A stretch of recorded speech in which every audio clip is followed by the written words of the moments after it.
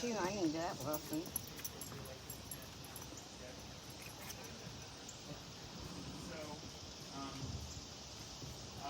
But I gotta write down what's good because I always forget. But I remember the bad stuff. Give yourself credit for what you can do and what you are doing well, especially on the good days. And let's build on that. She survived a giant buck by Leo. You weren't here when she broke her collarbone, shoulder, whatever it was. Yeah, I know you're the one. How come you're so cute? How come you're so cute? How did he get to St. George? Just throw up on me. No. Oh, you did. Thank you. So, You threw up on me? You drank too much is what you did.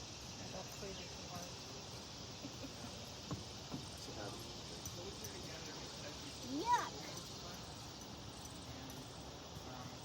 how do we get rid of overflexion? The way we get rid of overflexion is two things. Slow down and bring our hands closer together.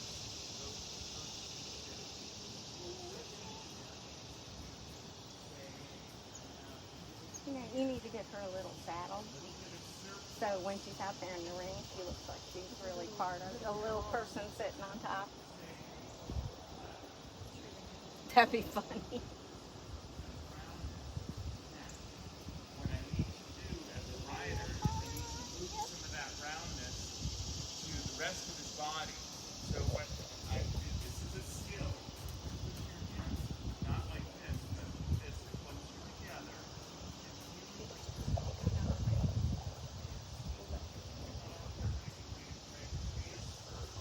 Some of this roundness to him behind the saddle. So I wanted permission to touch here. Okay.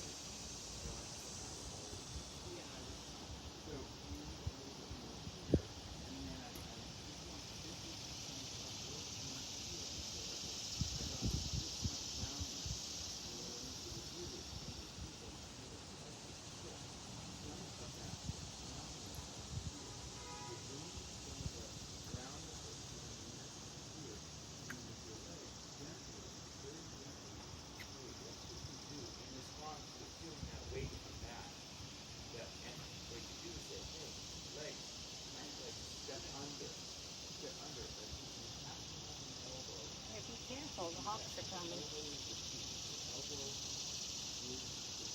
I guess that's a hawk.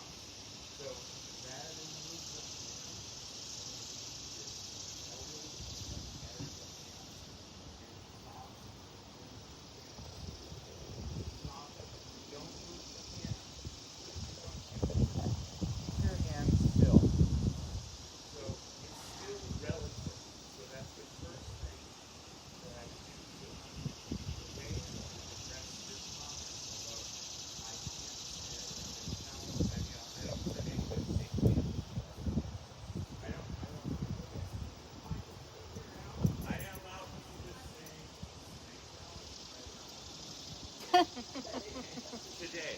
So look. I like that. Challenge, Me definitely too. challenge. Right, right. That's part of my new terminology.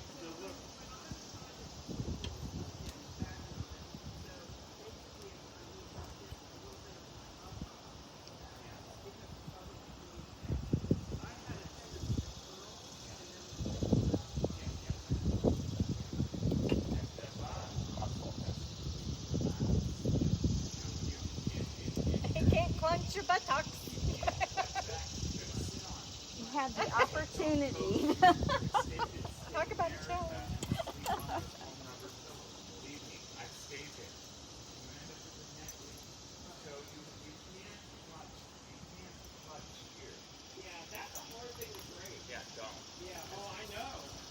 So, but, okay, so if you say don't do that, always do this thing. So, well, what the heck am I supposed to do instead?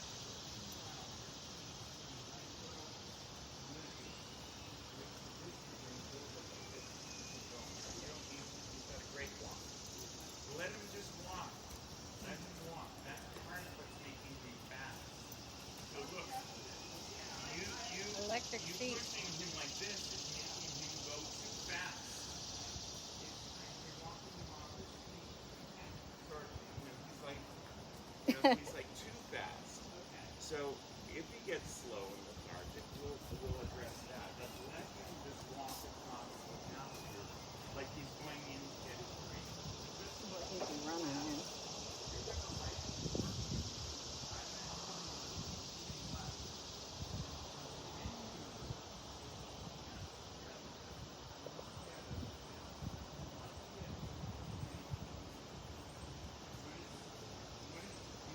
Characteristic that differentiates people between Grand Prix and Prix St. George?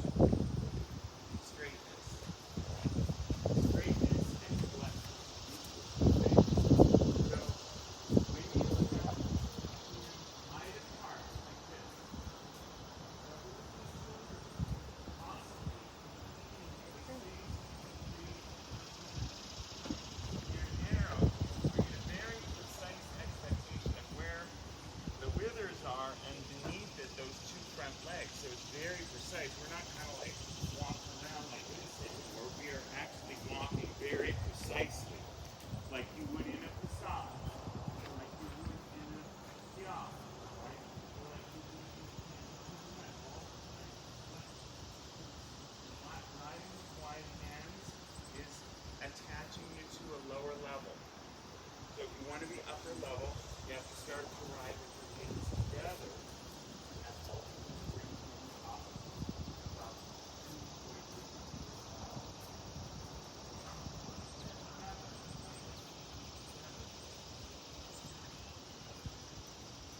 Yeah.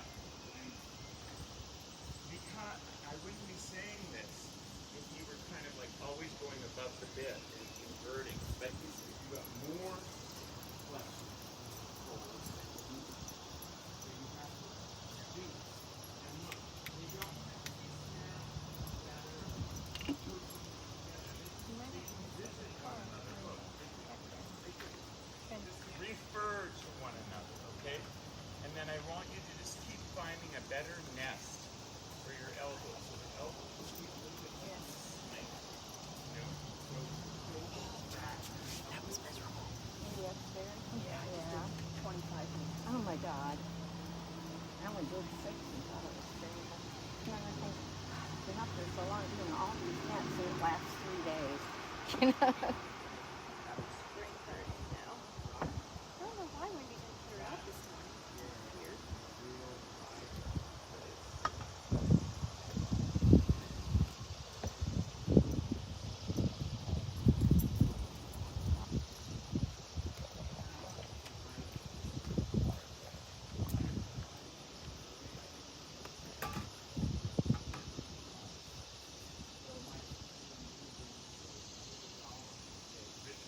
Just one seat. One seat. Everything is one.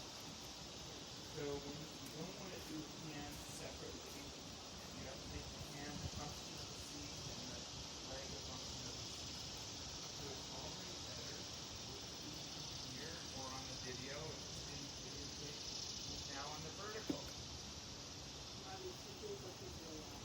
No. He's actually still a little tiny bit behind the vertical. Okay, so now we're going to do collected walk. So here, I will tell you why he feels that way. Look. Alright?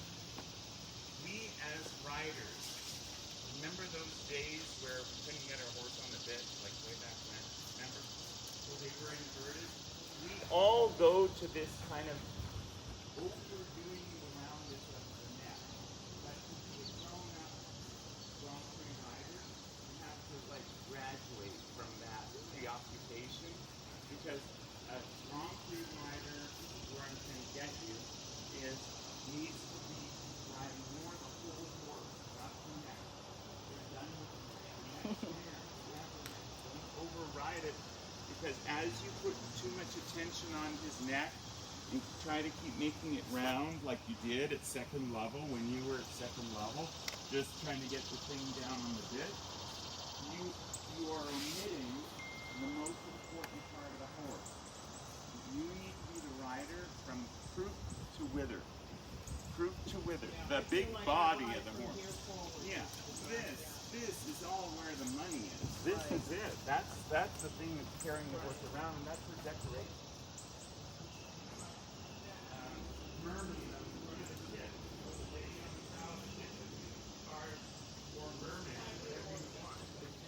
So that's decoration, and that there should be an expression of how this body is moving.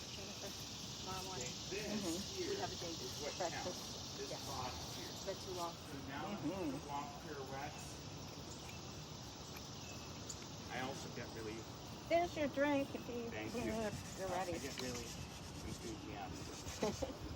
Good. Yeah. Okay, so good. So we're gonna do this kind of TikTok game. I don't mean I was saying TikTok.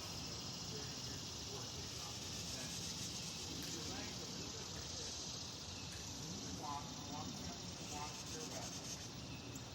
Not pirouetting. But I just want you to start alternating like your legs. Left, right, talking like this. Just gently. Just like it. Next. Left, right.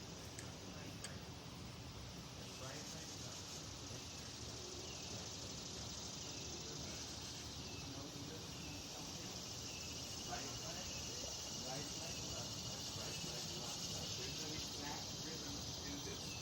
Right leg, left leg. So I'm telling you to use the right leg when the left leg hits the ground. The next leg step with the right arm.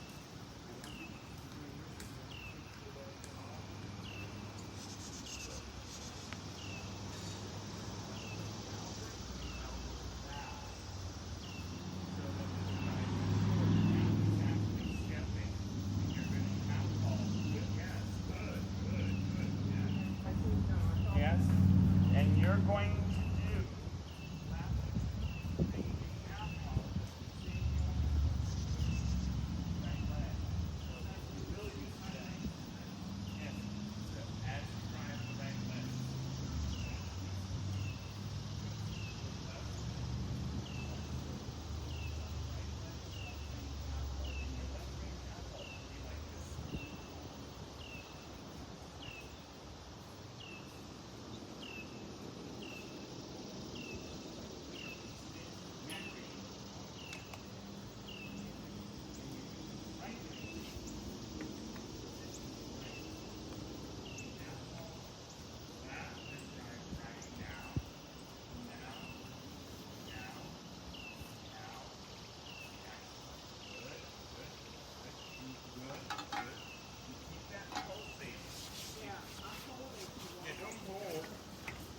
The horse can't do anything with your information. You don't have a little pulsing. DSW things, Birkenstock. I didn't need to know that, Jennifer. Yeah, I know. They have a whole bunch too. I think it's going to be acceptable to wear Birkenstocks and flip-flops to work every day from now on, so I'm not mad.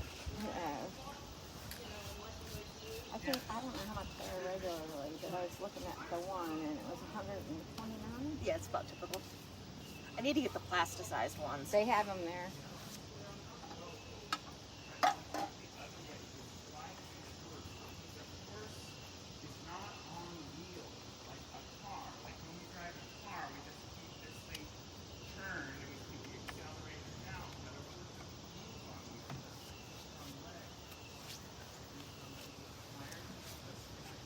I ordered the best Chinese food last night. Oh, yummy sushi over there at Lindsay. Oh. It was super cheap. What'd you get? Noodles. I love noodles. And then 3 rolls. That sounds good. Udon. Your body. Noodles. Oh, pick it up and bring it over there. To the left. That sounds good. I love They're not Chinese. quite as good as when I would get them at 7-Eleven at 1 o'clock in the morning drunk, but you know, they were Well, still. nothing's as good as when you're drunk. I mean, 7-Eleven in Japan had some of the best Oh, takeout food. that's funny. I mean, it. I was wondering where you found a 7-Eleven that was even good when you were drunk. Yeah. I like Like 7-Eleven 7-Elevens in hot dogs. Japan, They're that's the amazing. only place I'd buy sushi from the gas station. Like I would like, cause where you, like right outside the main gate to get into Yoko. There's that one 7-Eleven. I get like 2 sushi rice balls and walk to work and hot coffee in a can. Yeah. I know that 7-Eleven quite well. Been there twice already. We've got the. It sounds funny when they say 7-Eleven carries sushi. Oh my God, that would be. But in Japan, Trying to get your stomach pumped. Yeah. But here, no. It's Yeah, here. yeah. I'm talking about here. In Japan, it's great. even Hawaii though, I will say, because Hawaii's actually owned by the Japanese branch. When I go out to Hawaii, I don't mind getting stuff from their 7-Eleven. It's like Maine. I think the McDonald's has lobster rolls or something. I mean, I do go down those rabbit holes of like watching McDonald's around the world and see some of the random crap that they have. Yep. But yeah, the Yoko 7-Eleven is very good. I miss that place. Funny that they have a 7-Eleven. Or their pancakes that have butter and syrup in the middle of them. That sounds good You too. can just like eat them cold. I'm like, this is terrible, but great. So you should be removing bend and only having positioning in the neck. Thumb in front of me. Hands higher.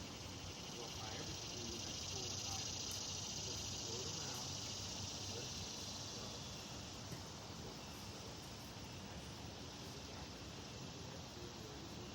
Help. Less than. Good. Good. Okay, the way that you get stuck is probably because you lost your rhythm. You're gonna touch with the left leg. Let's say you need to move to your right. Actively use your right leg and go a little louder with your right leg as the moment this left front hits the ground. So now right leg, right leg, right leg, and right leg. Good. Carry on. That was good. So there are 2 ideas that you need to use.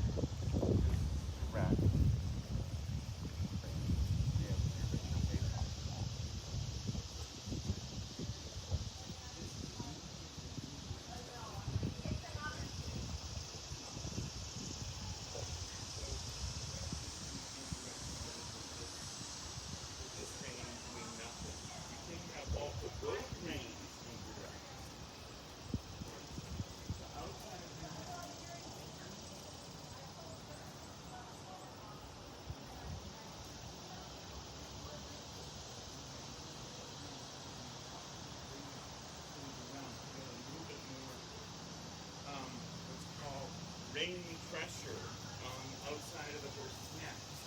So, good, good. Side of your horse you're sitting on. Don't hope, no. Over here, over here. The other thing that you need to do for all of your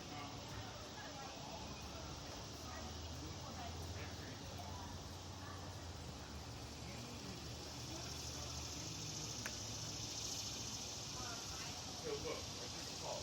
So I don't have a horse here, just call for a second. So when I pirouette, I have, you know what the monorail is in Disneyland? It's on a track. It never goes off that track or we have a big problem, right? So you need to visualize this monorail for you. He's a nice brown horse, and we hope he comes with us. So you have to be like I'm going in my pirouette. I'm not a passenger. I am the engineer of this train. So I take myself on I tether myself to the pivot point, and I am swinging around. That's what I'm going to focus on. That has to be your attitude. So you have a kinesthetic visualization of exactly where you are in space. So you're here,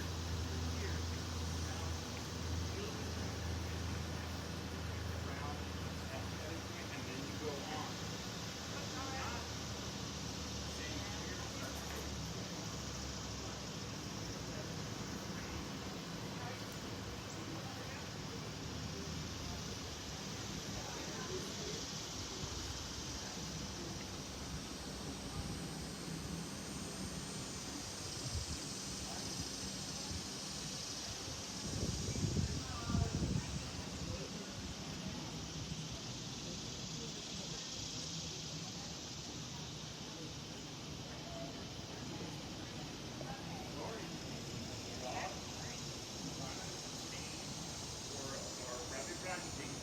We've just been reached the end of that thing. Good. See? That's very cool. You got the wheel here. Yes. All riding underneath. That's the way, all riding underneath.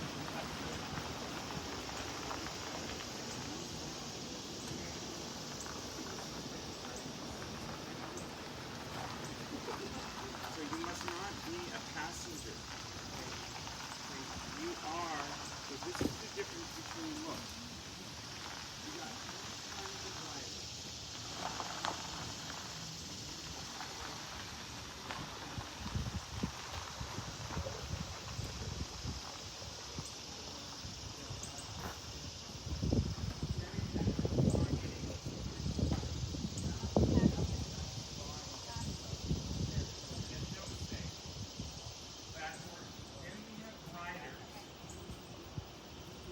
Riding the horse. Then we have trainers.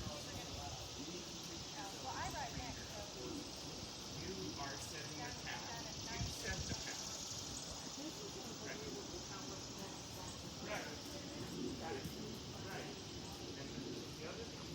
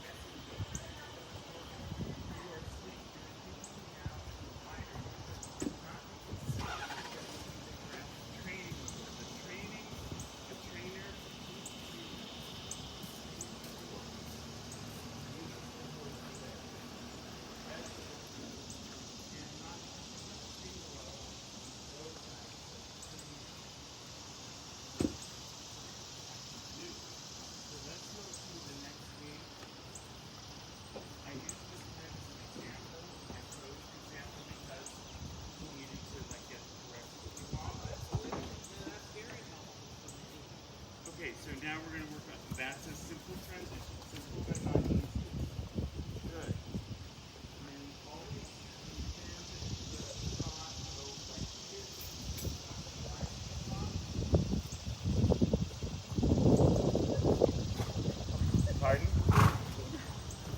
I've been on him for a while. He doesn't usually pull straight down. That's okay. It's fine. The same thing, hands together. What I'm going to say applies. Walk, talk, standard. The same stuff. So hands together, looking upward, and your elbows feeling like the end of the ring. Feel the contact here. Elbow in your seat. Good. And then look, if you're a little bit heavy, vibrate your hands. Then your hands can vibrate. Yeah, so whichever you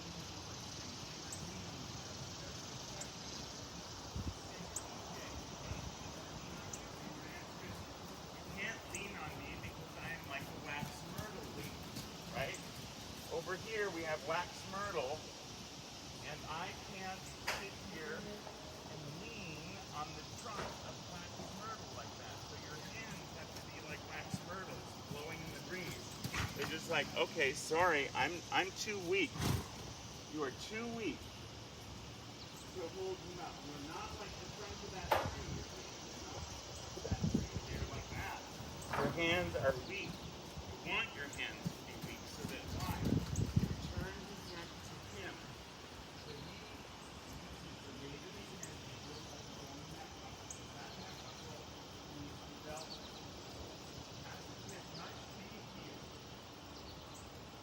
That neck muscle together. Narrow. Yeah, narrow because you want precision of where he places his withers, with poise, not with sloppiness, not with first level forgiveness of like, okay, your shoulder could be here or there. You want to be here. Good. When you come to sit and trot,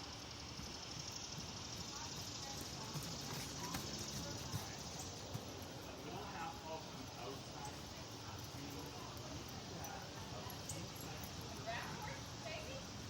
Good.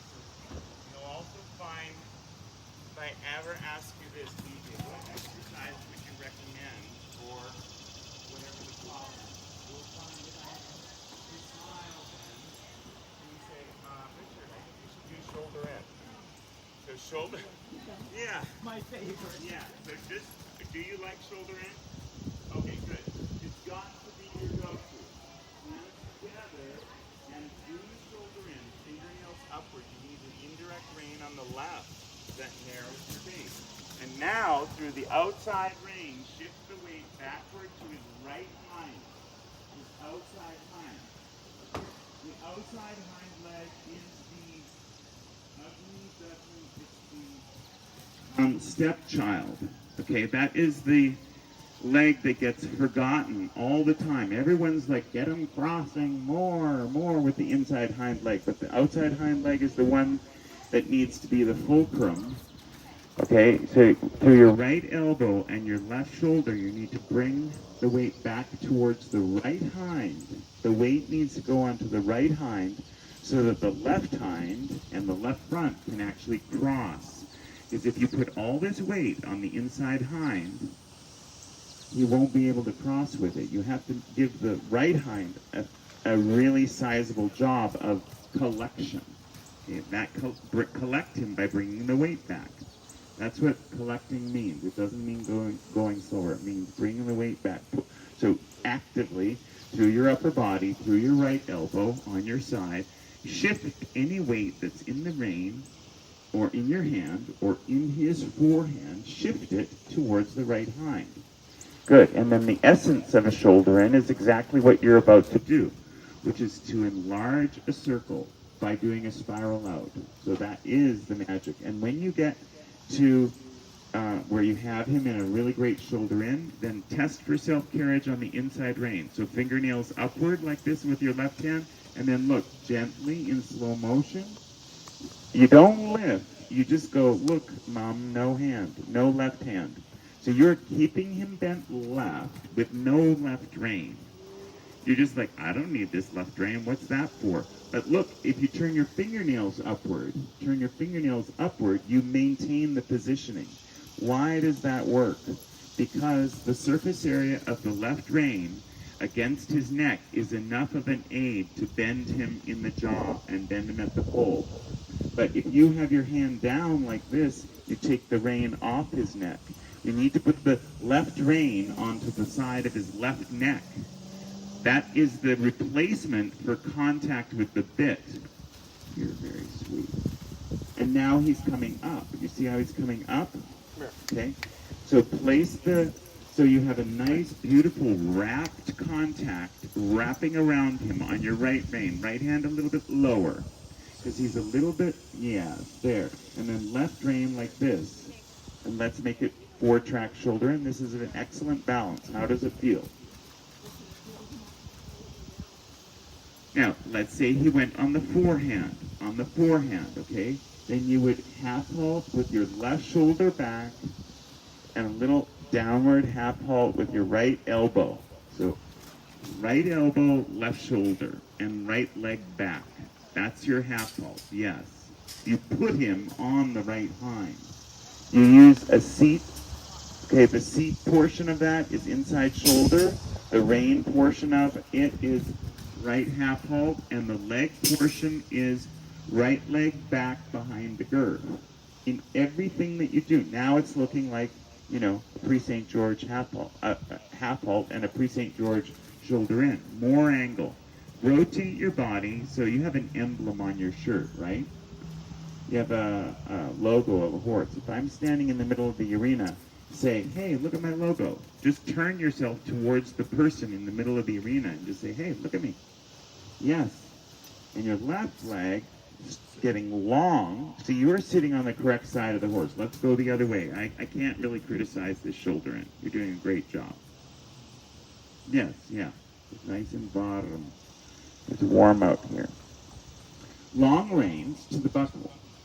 With the advanced horse, I want you to go through every day, whenever you can, long reins, completely to the buckle. Many, many riders are like, oh, he's Grand Prix, or he's like Pre-St. George, I've got to keep him in that frame. You'll never hear me say the word frame, unless we're talking about a still photo of him, and is that a really beautiful sterling silver frame, okay?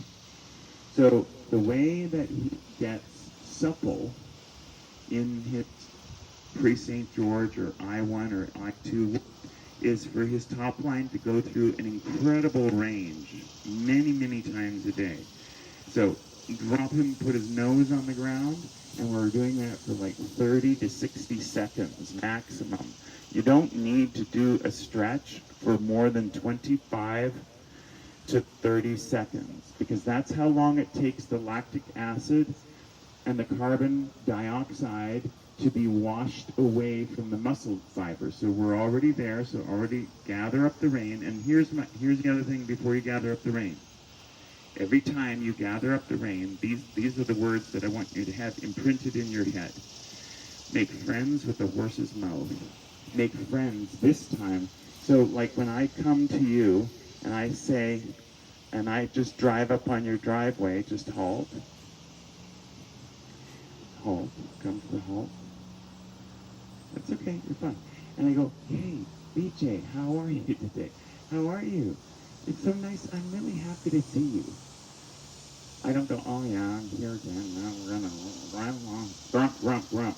So every time you pick the rein, is a new greeting. It's like saying, and your job through your tone of hand and the way that you pick up the rein sets the tone for how the conversation. If it's going to be grumpy and frumpy and imprisoning, okay, or capturing, then that will set the tone for how this is. But I watched Arthur Cotis, who's kind of a mean teacher, but I watched Dallas in 1986 pick the rein at a demo in the evening at a clinic he and my other teacher were doing. And nobody was watching. All the dressage queens with the knotted thing on their right hip and the gold lame, you know, all that stuff back then in the 80s. They were yammering, and I just was watching him and how he picked up the rein. And I'm like, I was in tears. How he picked up the rein because he was so careful and so precise And he did not know this horse, and he made friends. And I'm like, okay, I don't know how to do that, but I'm copying that. So pick up the rein that way. And I also think you should get rid of your rubber reins. I think you need notched reins. Rubber reins are for event riders and people who need to have a lot of traction on the rein. It's not you anymore. You're a better rider than those reins. Well, get the notches every 4 inches. So get those, they even make them out of plastic. So let's pick up the rein, and we're going back to this direction. We're going to the right. We're going to go, we're going to do the shoulder in. And remember, what is the essence of the shoulder in? The essence, the very essence of a shoulder in. Is the enlargement of a circle. It is that spiraling out. So right now in the walk, we're going to reset his balance because he's a little bit, we have that abundance of roundness in the neck. And all you're going to do is through your upper body, a little bit like this, take 2-3 pounds and 2-3 pounds and shift them back towards his haunches. Say, hey, fella, we don't have to put all this weight in your right forehand. We could redistribute that weight. Why don't we just redistribute that weight? And you can't do it. Like, do you know this guy over here in the black shirt? Do you know him? Okay, do you know if I had an anvil here? What's your name again? Dave. Dave. Be like, Dave, here, catch the anvil. So don't do that to Dave because you actually like him, right? Because then it's going to like smash his foot or break his femur or something like that. So when you say, hey, Dave, here, load up your box of books, but give it to him one book at a time. So when you bring the weight back to the horse, don't, suddenly go like this, 2-3 pounds this side. And what should he do when he feels that weight? Should he go like this and just go, I don't know, and camp out this right hind? Or should you sweep that right hind leg under the weight? Then you say, and now I have some weight through your left shoulder, bring the weight back, and tell him what to do when he feels that weight come back towards him. Okay, then he has to step under with the left hind, and then step 3-4 more pounds to the right. And then always with the hand, you're testing for self-carriage, and you're saying to the horse, you see, you're lighter in your mouth, you're lighter in the rein, you're lighter in the forehand. You, the rider, the trainer, you are showing the horse how to redistribute his weight. That's what collection is, if you do it incrementally. Now you can go to the trot. In this direction, is he a little bit harder to bend? Yeah. So what is your friend in bending? Yeah. Yeah, don't do that. Well, here's one way.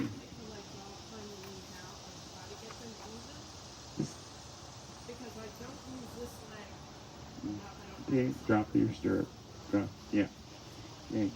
It's like when you go to the doctor and you say, doctor, it really hurts when I put my hand over my head like this. It's just super painful. And then the doctor says, don't do that. That'll be $25, yeah? So we will exhaust your left leg by having it not have a stirrup. So we will take away its ability to kind of leverage. So the other thing I want you to do is put the whip in your left hand because you have to be ambidextrous. Okay, and that will be like kind of a signal to your left hand, and you also can't put your right hand in the indirect position when you have the splint of the whip. So watch, when you're in the shoulder in, when you're in the grown-up shoulder in, and I want these actually out here. I know everybody said in Pony Club do them there, but you need this contact where his mouth is just kind of in contact with that friction and not you. You're teaching him how to be in contact with himself. Okay, so you lay the rein when you're testing for self-carriage on the inside. That's how he can come up. That's how he can come up in front. Is that when he just, yeah. He's not Right, and remember this. This sounds absurd, okay? But I want you to remember it. We have a tray. I was at a Hispanic restaurant on Shore Drive, super loud. They were serving margaritas, right, on these trays. The margarita can never balance the tray. The tray has to balance the margarita. So you, with no legs on the ground, you cannot balance him. You cannot balance him through the rain. You can only balance him when the rain. Best for self-carriage is always a yielding of the rein and saying, I'm not holding you up, you are holding yourself up. Now, you show him how to do that. You demonstrate. You step by step, you help create the shape.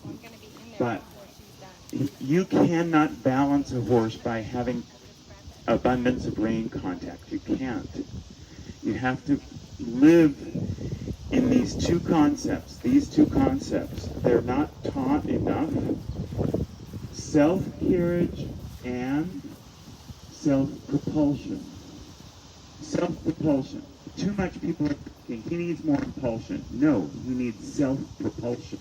In other words, you need to teach him to push off and keep pushing off with no prodding from you. No continuous, lag. It's boring. That's what riders do. It's not what trainers do if you're smart. Right. Or you're gripping.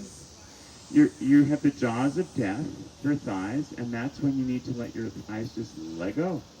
Let go. Why? It's less work. You need to take lessons from me. I'm totally into laziness. I'm totally into you not working there and just looking really great, and you facilitate all this, you orchestrate all this, but you don't work. You think. A trainer, a proper trainer, thinks. They think. And let the horse do the work, because it's his trot, it's not your trot. I would not pay money to see your trot. At all. Because your trot sucks because you only have two legs, first of all. You don't have a diagonal pair, no offense. But you can look really pretty on top of a nice bay horse trotting. So let's go to trot. I'm trying to have a bit of a sense of humor with you too, because the very first thing that I said to you was, think about how you're talking to yourself. Yeah, you can.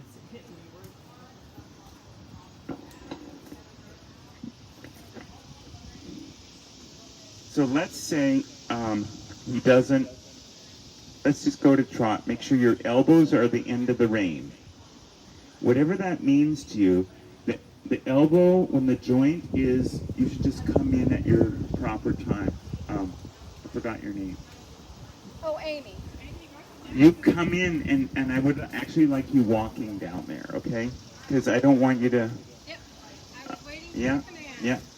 Just say, all you have to do is permission to enter, please. So right hand, fingernails upward. Good, good, good, good. And this is the best way to get your legs unclamped. So I'm assigning you homework. The homework is this.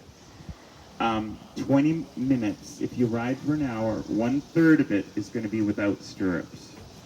Probably best in the trot, and yeah, eventually neither stirrup, but for this exercise just today, only no left stirrup, so that your left leg and if you find your left leg is gripping, drop the left stirrup and just let it have a nice day with no gripping, because you can't grip incessantly with the left leg if it doesn't have the leverage of the stirrup to brace off.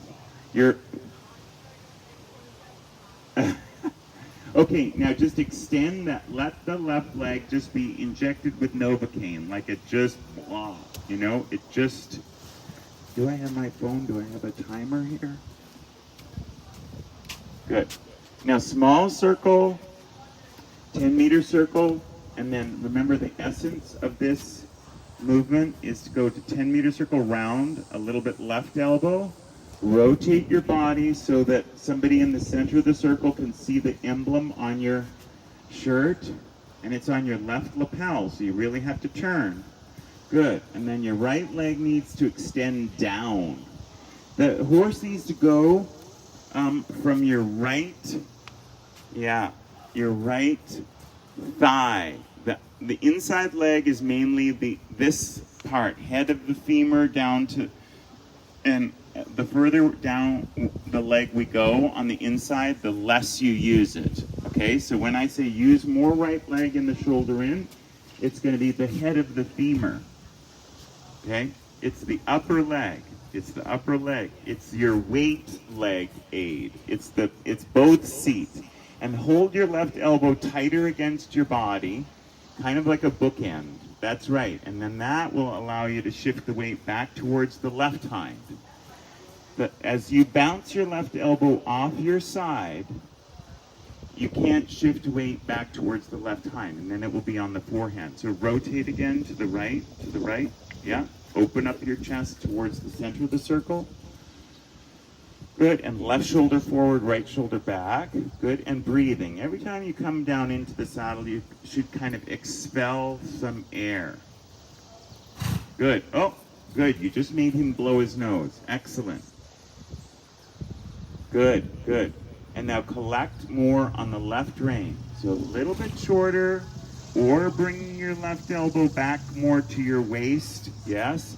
And now the hands together and a little higher with the hands, especially the inside rein, yeah.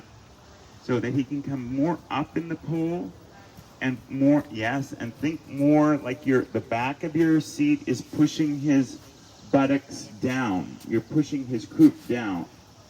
So try to tip the teeter-totter so the croup goes down. You have to slow down to do this a little bit.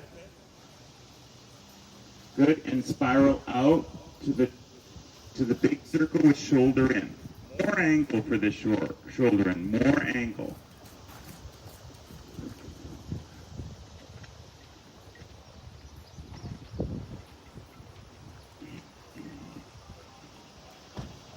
Good, good, and less bend now. Remove bend by bringing your left leg closed as if you had a stirrup and straightening him. Good, and then you can go rising trot. You can take that stirrup back if you want.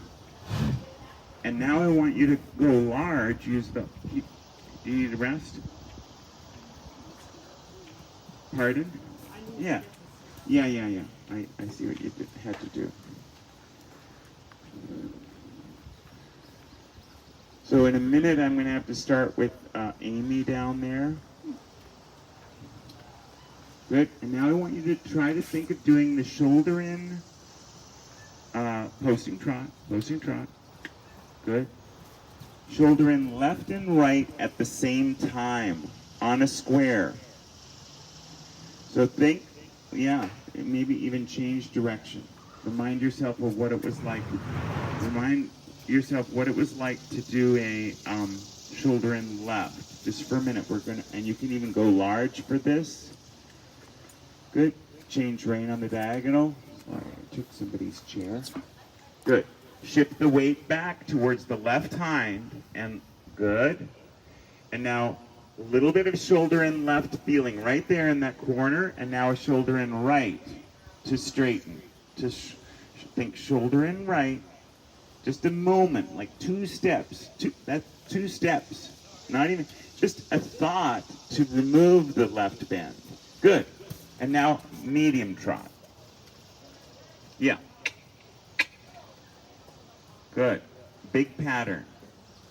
In the same rhythm. Little slower. Come down into your outside thigh more. Go large. And come up here, Amy. Please. Go large means use the whole arena. That's just my weird, 1970s. Yeah. No, go large means use, yeah, the whole thing. Yeah. And extended trot. Good, good. Extended trot. Don't let him look outside. Let him look inside. Shoulder in. Good. And extended trot on the diagonal. Bring your weight back in your shoulders. Left shoulder back, right shoulder back, and go. Keep your legs still. No movement. Keep the weight back. Keep the weight back. When he asks you the question, and change bend. No, then you're okay. You're okay. When should you change your seat? We're going to do that one more time.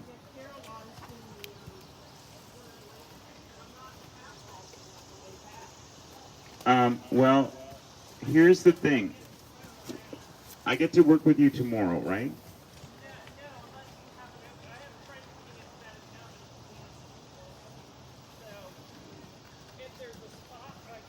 Yeah, I had time. I think it would be better if we worked a second day, because you're actually getting the medium trot 2 or 3 strides after you leave the corner, and you're don't keep driving. You got it. That's it. That's it. That's it. Don't. And when should your seat change its position from right to left? So now you're tracking left, right? Okay? You need to already be think that you're tracking right now, early. Is he bent right? Yes, he already, yes. Bend right, you're not left. Yes. You have to be ready for the new way of going right away. As soon as you leave that diagonal, you go on the diagonal. And right now, left seat, left direction. Thank you. Is that being videotaped, I hope? Yes. Okay, good. Are you ready to go left now? Good, good, BJ. That was the one I want you to do. Okay, walk and rest long range. So the mistake that you're making is, it's not a criticism, this is just information, okay? Never take anything I say personally. Okay. It's just information. It's just observation. Is number one, you missed. It's like when you're driving to Florida, and then you pass Tallahassee, and you don't stop driving until you get to Miami, and you're like, well, where's Tallahassee? It was about 4.5 hours back. Hello. Why did we go all the way to Miami? So you're actually missing. You're missing your own medium and extended trot, because it occurs right there. It occurs in the first 4 meters.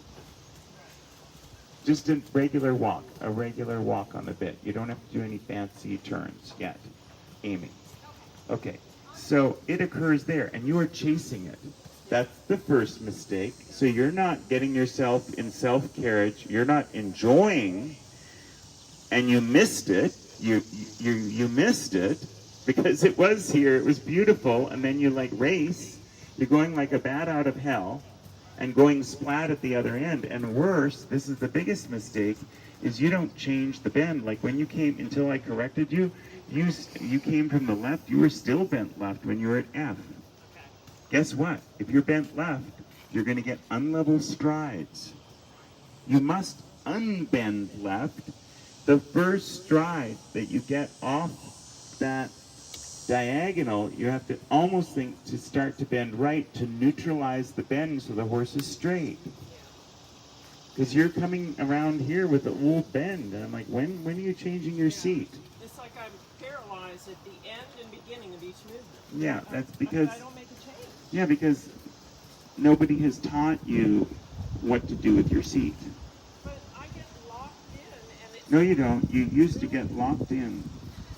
You used to get locked in. We're not getting locked in anymore. I'm not getting locked in. I'm not participating in this if you're locked in. Yeah, but how do I stop? That's what Replacement behavior. Yeah.